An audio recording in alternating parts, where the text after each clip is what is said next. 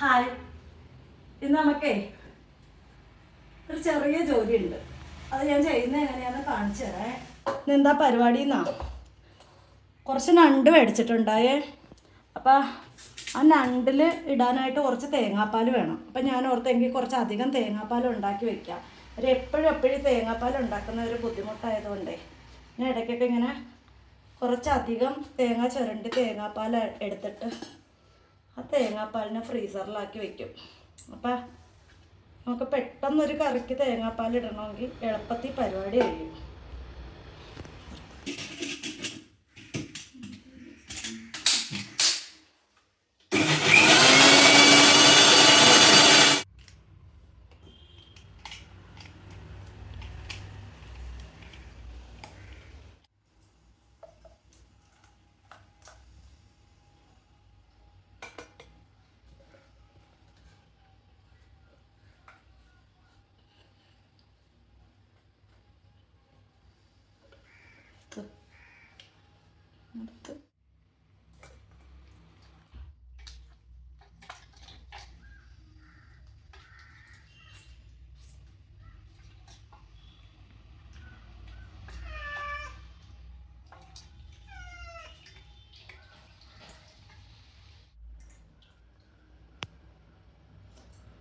നമ്മുടെ തേങ്ങ ഫുള്ള് പിഴിഞ്ഞെടുത്തിട്ടുണ്ടേ.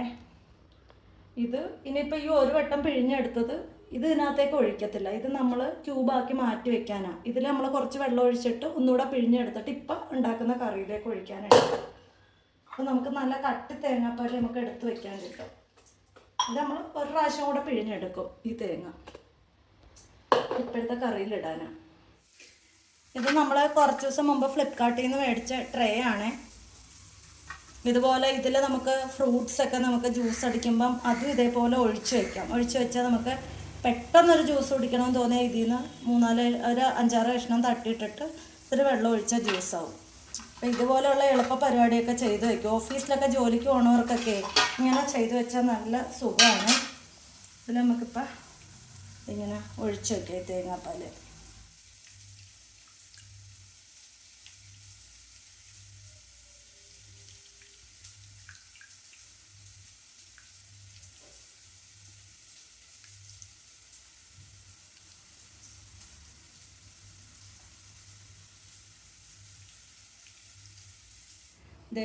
ഇത്രയും തേങ്ങാപ്പാൽ ഞാൻ ഇത് ഒരു ട്രേക്കകത്ത് ഒഴിക്കാനുള്ളതേ ഉള്ളായിരുന്നു. ബാക്കി എനിക്കിവിടെ നണ്ടുകറിയിൽ ഒഴിക്കാനായിട്ട് വേണം. ഇത്രയും തേങ്ങാപ്പാലും ഉണ്ട്, പിന്നെ ആ രണ്ടാം പാൽ എടുക്കാനുള്ളതും ഉണ്ട്. ഇന്നത്തെ കറിക്ക് അത് മതി. ഇതിപ്പോൾ നമുക്ക് എടുത്തു വെച്ചിരുന്ന ഇത്തിരി കടലക്കറി വെക്കാനോ ഗ്രീൻ പീസ് കറി വെക്കുമ്പോഴോ അല്ലെങ്കിൽ ഉരുളക്കിഴങ്ങോ എന്ത് കറി, മുട്ടക്കറി, ഇതേപോലെ എന്ത് കറി വെക്കുമ്പോഴും നമുക്ക് ഇതിൽ നിന്ന് ഒരു 5-6 ക്യൂബ് ഇട്ട് കഴിഞ്ഞ് കഴിഞ്ഞാൽ കറിക്ക് ഒരു പ്രത്യേക ടേസ്റ്റാണ്. ഓഫീസിലൊക്കെ രാവിലെ ജോലിക്ക് പോകേണ്ടവരാണെങ്കിൽ ഇതേപോലെ ചെയ്ത് വെച്ചാൽ കറിയൊക്കെ ഉണ്ടാക്കുമ്പോൾ നല്ല സുഖമായിരിക്കും. ഒരു 5-6 ക്യൂബ് ഇതിൽ നിന്ന് എടുത്ത് ഇട്ട് കൊടുത്താൽ മതി. അപ്പം അതുപോലെ തേങ്ങ വറുത്ത് പൊടിച്ച് വെച്ചിരുന്നാലും ഇതേപോലെ കറി വയ്ക്കുമ്പോൾ ഇത്തിരി ഇട്ട് കൊടുക്കാം. ഇങ്ങനെയൊക്കെ എളുപ്പപ്പണിയൊക്കെ ചെയ്ത് വെച്ചേക്കാം, എളുപ്പമായിരിക്കും. ഇനി ഇത് നമുക്കെടുത്ത് ഫ്രിഡ്ജിലേക്ക് വയ്ക്കാം. അപ്പോൾ അടുത്ത ദിവസം രാവിലെയൊക്കെ കറിയൊക്കെ വയ്ക്കുമ്പം എളുപ്പത്തിൽ ഇതിൽ നിന്ന് 5-6 ക്യൂബ് എടുത്തിട്ട് കഴിഞ്ഞ് കഴിഞ്ഞാൽ കറിക്ക് ഒരു രുചിയായിരിക്കും. അപ്പോൾ ബാക്കി തേങ്ങാപ്പാൽ നമുക്ക് നമ്മുടെ കറിയിലേക്ക് ഒഴിക്കാം. നമ്മുടെ ഞണ്ട് ഈ പരുവായിട്ടുണ്ട്. ഇത് തേങ്ങാപ്പാൽ എടുത്ത നേരത്തിന് ചെറുതായിട്ടൊന്ന് വെള്ളം അങ്ങ് പറ്റിപ്പോയി. അപ്പം അതിലേക്ക് നമുക്ക് തേങ്ങാപ്പാൽ ഒഴിച്ചു കൊടുക്കാം. ഇത് 2ാം പാലാണ്. നമ്മുടെ നണ്ട് കറിയിലേക്ക് 2ാം പാൽ ഒഴിച്ചു കൊടുത്തേ. 2ാം പാൽ ഒഴിച്ച് നമ്മുടെ നണ്ട് കറി ഒന്ന് തിളച്ചിട്ടുണ്ട്.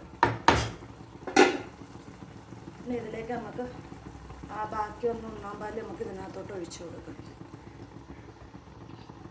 അങ്ങനെ നമ്മുടെ 1-ാം പാലും ഒഴിച്ചു കൊടുത്തിട്ടുണ്ട്. ഇതിനകത്ത് ഒരു സാധനം കൂടി ഇട്ട് കൊടുക്കണം.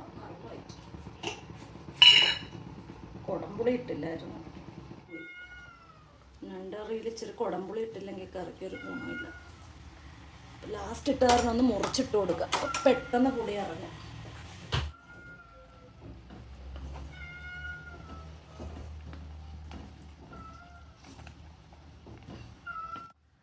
ഇനി ഇതിവിടെ ഇരുന്നൊന്ന് തിളച്ച് പറ്റട്ടെ. കുറച്ചുകൂടെ ഒന്ന് തിളച്ച് ഒന്ന് കുറുകണം. ആകെ 2 നണ്ടേ ഉണ്ടാവുള്ളൂ. 2 അത്യാവശ്യം വലിയ നണ്ടായിരുന്നു. അങ്ങനെ നമ്മുടെ ഞണ്ട് കറി സെറ്റായിട്ടുണ്ട്. ഞണ്ട് കറിയും കൂട്ടി ചോറുണ്ണാം.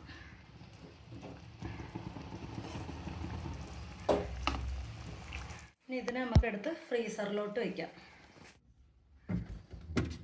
അപ്പോൾ നമ്മുടെ ഇന്നത്തെ വീഡിയോ ഇത്രയൊക്കെ തന്നെ ഉള്ളേ.